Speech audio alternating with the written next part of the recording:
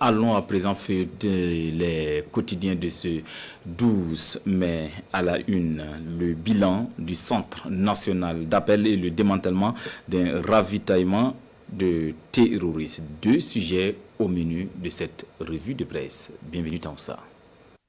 Coup de filet réalisé par la gendarmerie nationale dans une opération menée du 27 au 29 avril contre la contrebande d'hydrocarbures dans les régions du centre-est, du centre-sud et du plateau central. Un réseau de ravitaillement de terroristes est démantelé, plus de 20 000 litres de carburant, des citernes, des motos entre autres saisis, a appris le journal Le Quotidien. Citoyen ajoute que 21 personnes ont été interpellées et 3 stations mises sous scellé.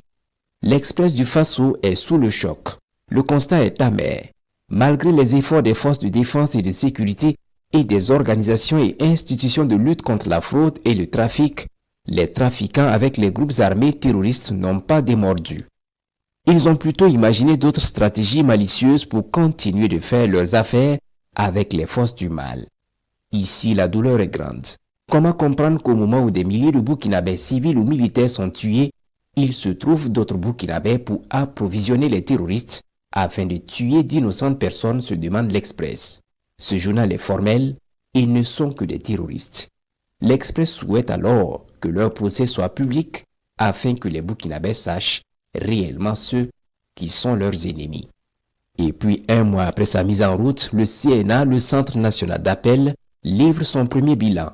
2256 appels et messages répertoriés, dont 832 alertes exploitables sur le terrorisme en l'espace d'un mois, selon le responsable de la communication de la présidence du Faso, cité ici par le journal Aujourd'hui au Faso.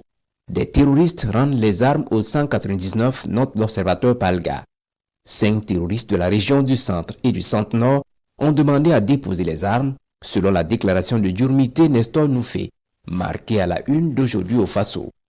60% des appels et messages étaient polluants, voire inexploitables, et c'est ce qui constitue la principale difficulté du centre, relève le journal Le Pays.